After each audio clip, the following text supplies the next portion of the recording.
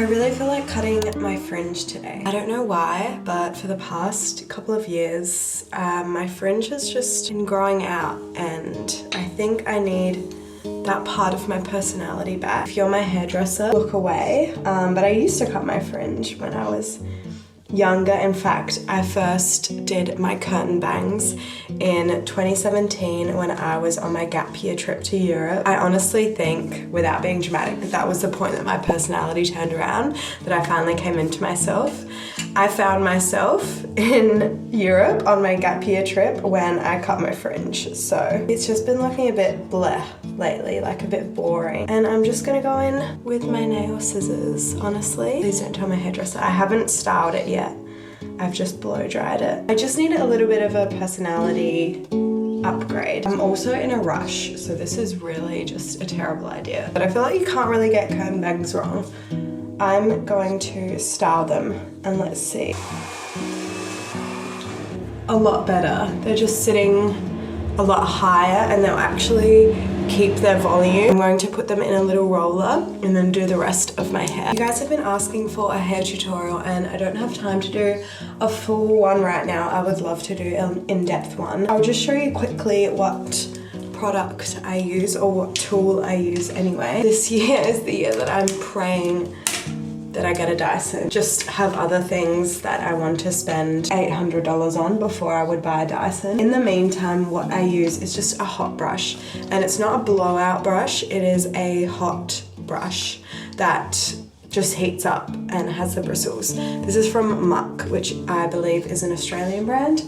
I think I got this for under $100 at the time, and it works really well for me. I get people asking me all the time what I use. And guys, I just think that if I did use a Dyson, it would be next level, like the hair would be next level. There are some things that I don't like so much about this, but what I do like is that the curls last a really long time because it's a hot brush. It's like a straightener, but a curler, but it's different than just a curling wand because it has the bristles, which I find gives the hair just a little bit more volume and more of that like blowout look. I'll talk about this in another video if you want. I need to hurry up now. I'm meeting Nina for matcha. You guys will probably tell that we go for matcha like all the time. I honestly wasn't planning this, filming and us going to matcha, but it's how we get through the week. It's how we survive our days and give ourselves something to look forward to every week. Yeah, I was gonna go try something different, but you guys will see us going to the same cafe that we go to every single time, which is like, it's kind of nice to have a usual spot, you know? I've never had one in my life, so we just go, we'll get the usual thanks, and they know what we're ordering. Okay, I'm just packing my bag and I am really running late, but I wanted to talk to you guys about a couple of new things.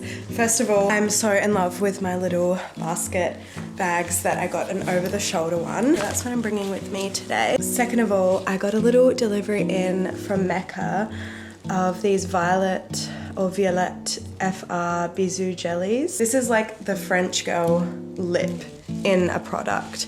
So it comes with a little jelly moisturizing outer and then a bit of color on the inside. It is so cute, it's so good. I also got surprised with an Aesop, sorry, I always say that wrong, parcel. This is their new perfume. It's Orna, and it is stunning. It's the most floral of their scents that they've ever released. Personally love her. And the last thing are these glass rings, not this gold one. I found these on Etsy because I've been obsessed with the Casa Elon ones. I think that's how you pronounce them. Way too expensive for what they are, because these are Murano glass off Etsy, and I think they were like 50 Australian each. Perfect. Let's go. We're wearing a very basic outfit today, as usual. Sorry, I keep wearing this skirt when you can't get it, but this top is Kukai, my Aloha's little ballet flats, and yeah. Oh my god, I realized I had something in my teeth the entire time. That's so embarrassing. We're going to get a matcha and then running some errands. Let's go.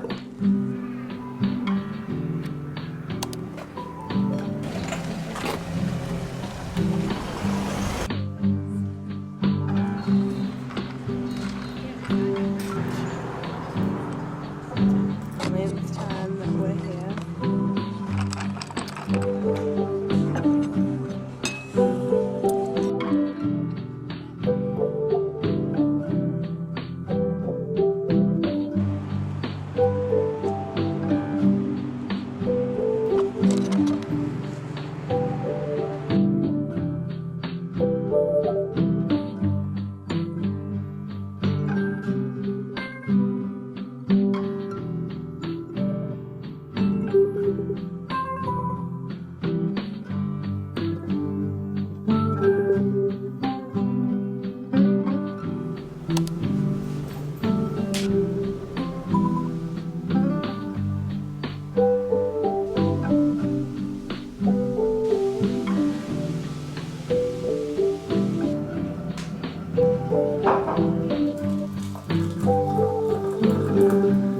It's still a little bit too summery outside for tea, but I don't know. I've been really craving this vibe. Maybe I should have made myself a cold magnesium drink instead. But it's my bedtime now, as you can probably tell.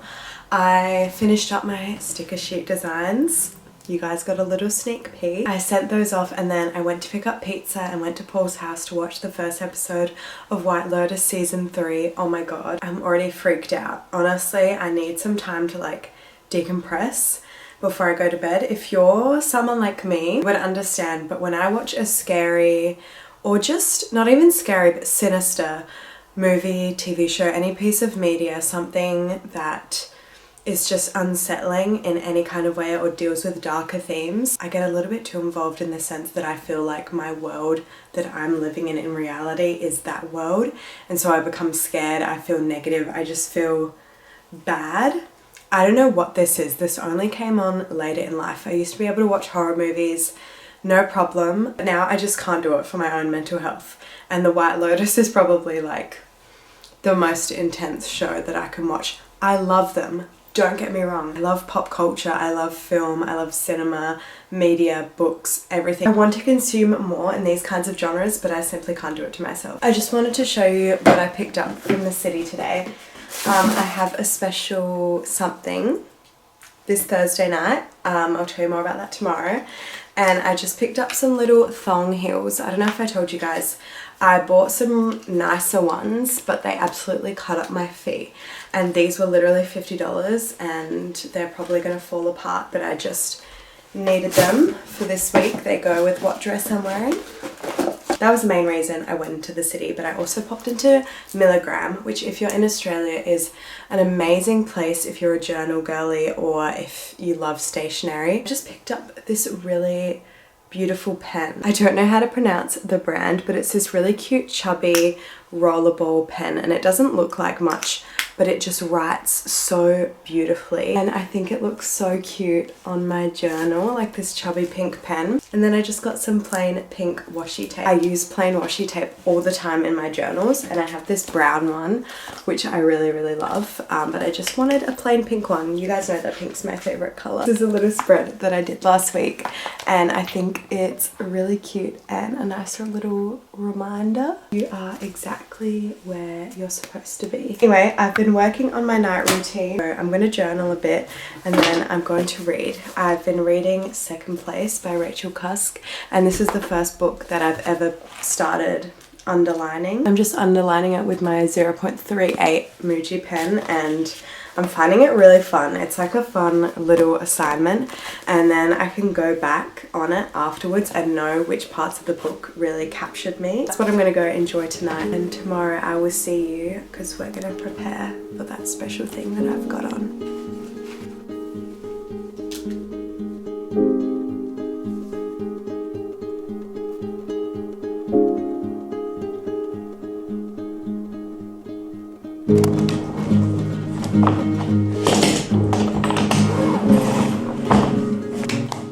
I think you can guess what I'm doing. I'm packing my bags because, guys, tomorrow morning, bright and early, I'm heading to Melbourne to see the girls' bathroom tour. Sophia and Shinsia live with my internet friend Liv. I call her my internet friend because we've met on the internet, but honestly, I truly feel like we're both such kindred souls. We've only met once in person. I used to watch her on YouTube when I was in high school. She used to make like the best formal get ready with me's, and she is just one of the coolest people I know. When we met in person, we got along so well. Even though we're both like vastly different in our styles, we just got along so incredibly well. And for some reason, even though it doesn't really go with both of our kind of aesthetic and vibes, we both guiltily really love watching Sophia and Shinsia. Like, I've watched them for so long and I just think they're so funny. So we thought it would be fun to have a little girls trip. She's from New Zealand. I'm obviously from Adelaide. Go to Melbourne and just hang out in the hotel together. So I'm only there for 2 nights, Thursday night and Friday night, and I leave Saturday evening, and it's going to be really cold when I get there tomorrow, and then it's going to be really, really hot by the time I leave, like 36 degrees. Packing is going to be a little bit of a challenge.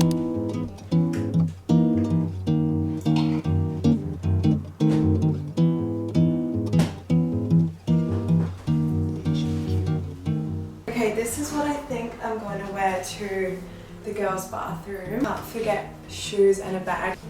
Ooh. Okay, this is just nice and safe, but we need a jacket, I think.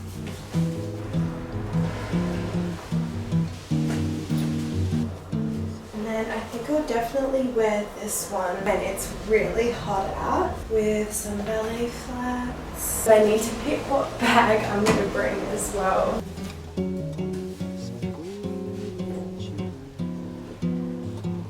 And I love this dress, but she is way too long. So I bought some hemming tape yesterday because that would be so cute. I think it's between these two bags, but I might honestly bring them both.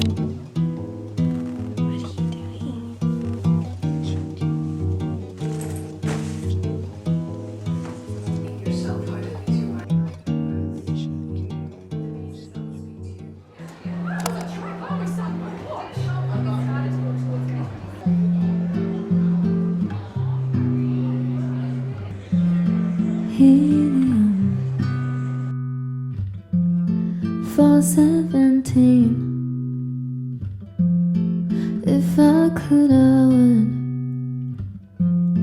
tie you to a string, but you're not the kind I can't go. Okay, we've made it to Melbourne, guys. My ears are still blocked from the plane, but I'm staying on the really cool street that the Fitzroy markets are at, I believe. The hotel looks so cool. I just dropped my bag off. I've just got to wait for Liv, and in the meantime I think I'm going to take myself to the cafe. I haven't been to Chibi in Melbourne for a really, really long time, so I think that's where I'm gonna go. It's about a 10-minute walk, and I'll get some food, get a matcha, journal, read, wait for Liv. It's pretty cold here today. Yeah, I'll take you guys with me and then we can say hi to Liv. I'm so excited. I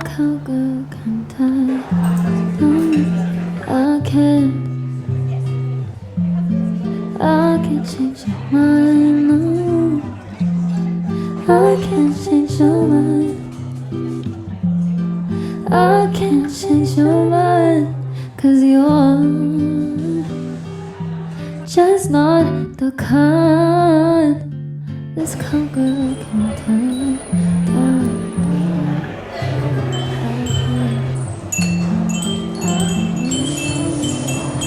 Oh my god, she's here!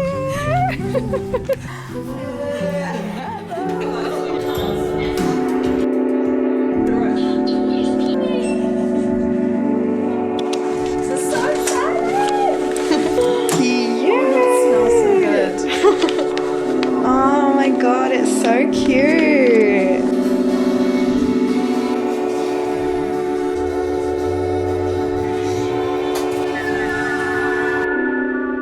Guys, we made it to Melbourne. Say hello. Hello. Okay, I feel like you need to introduce yourself properly. I told them a little bit about how I used to watch you on YouTube. Oh my god, my debut on the channel. Okay, hi, I'm Liv. I'm from Auckland. I travelled here just to come and see the girls' bathroom with Elena. I'm so excited. We're so excited. You give the people your big three. Pisces sun, Aquarius moon, Taurus rising. And we love her for that. That's why we get along so well. And I don't think I've told you guys before, but I am a Virgo sun, Gemini rising. Sorry to everyone at home. And a Sagittarius moon. The level of chaotic in our moon signs. Mm-hmm. But the groundedness. Yes, exactly. The Pisces. In other ways. Pisces and Virgo together. Dream. It's a dream. Combo. We're going to get ready to go out. Oh my god, so excited. Girls' night. Girls' night. Woo! I can't wait.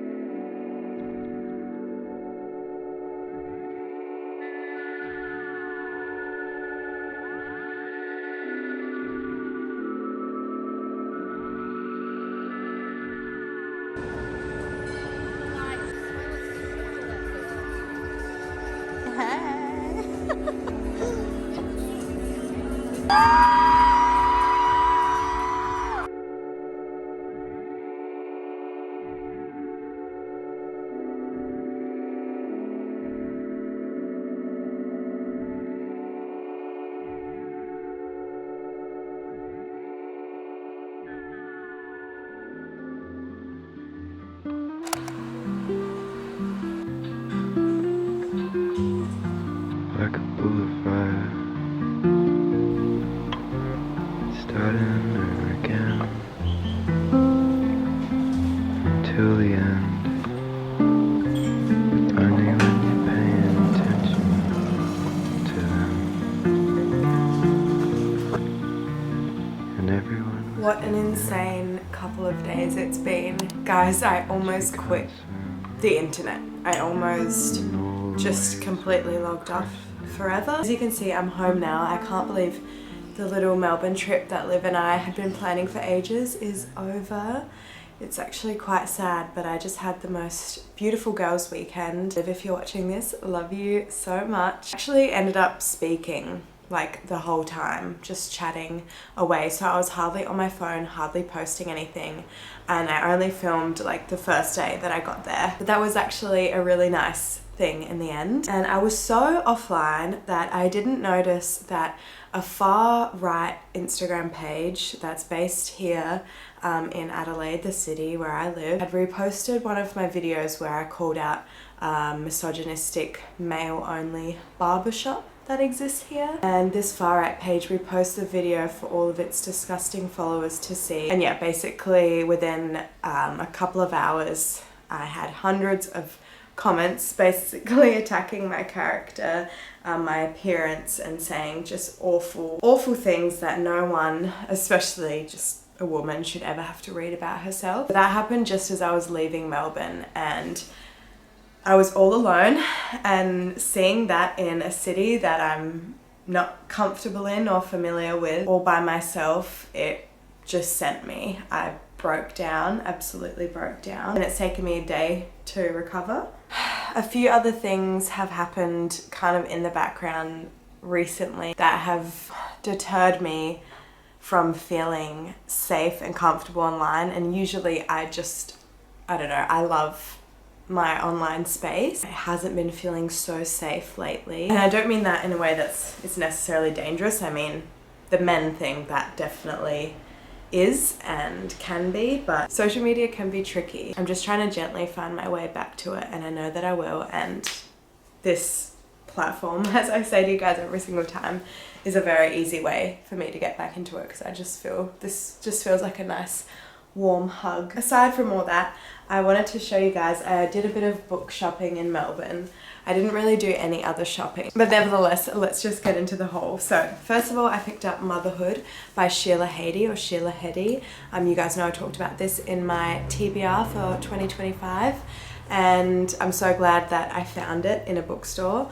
Can't wait to read this book. Like I mentioned, I think it's just going to be so validating, and I'm interested to see what conclusion she ends up coming to by the end of this book. It's basically about a woman in her late 30s trying to grapple with the decision of should she or should she not have children.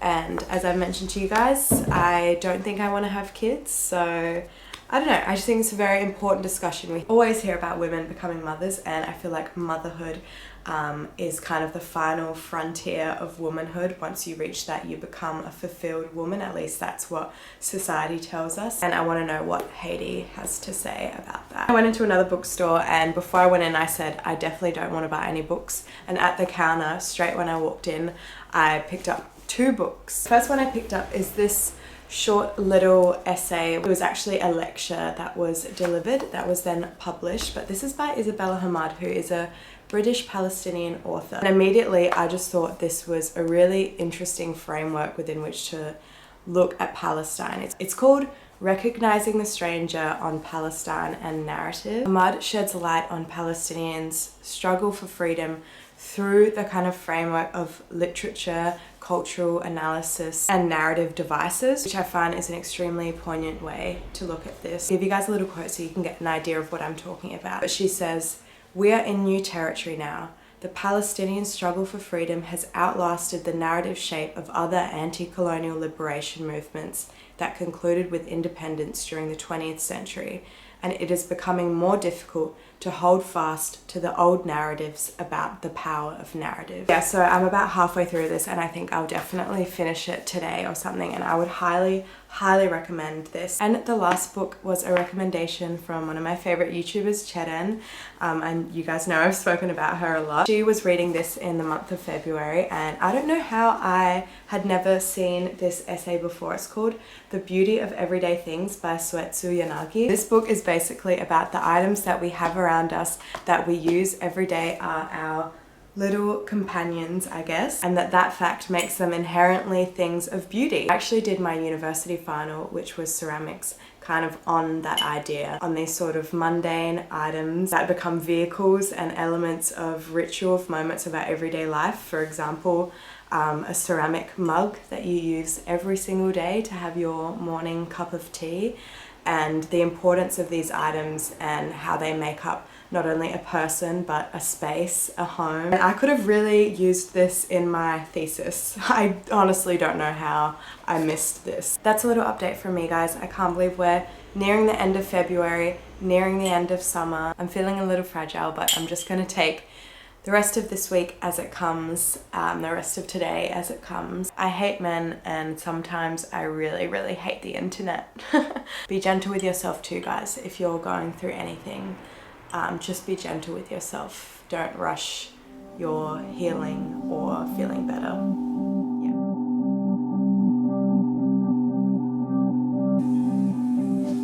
Yeah. February always feels like the toughest month. Where January felt long, gentle and slow, February was brief, arduous and unrelentingly fast. I blinked and suddenly I found myself staring down the barrel of autumn, of grey skies, short days and long nights. I can't help but feel like 2025 is hurtling by me, and all of the conscious efforts I made in January to live slowly and to be more present have been forgotten. Something I've learned about myself is that it doesn't take much to completely derail me, and when I am derailed, it takes me a while to get back into my body. This February has felt like a series of derailing moments, and while I feel completely thwarted and blindsided by them, I know there's a lesson in there somewhere. Hopefully March can bring me peace and help me to make sense of these lessons. I hope February was kinder to you, and if it wasn't, well, then you're not alone. Thank you for being here as always, and I'll see you in the next one.